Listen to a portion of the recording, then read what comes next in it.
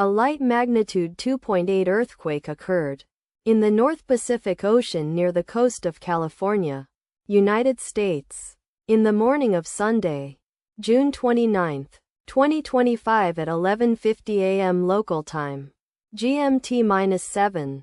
The quake had a very shallow depth of 10.6 kilometers, 7 miles, and was not felt, or at least not reported so. First to report, USGS after 2 minutes. The earthquake occurred 5 days after a magnitude 2.9 earthquake had hit on Tuesday, June 24, 2025, at 10:11 p.m.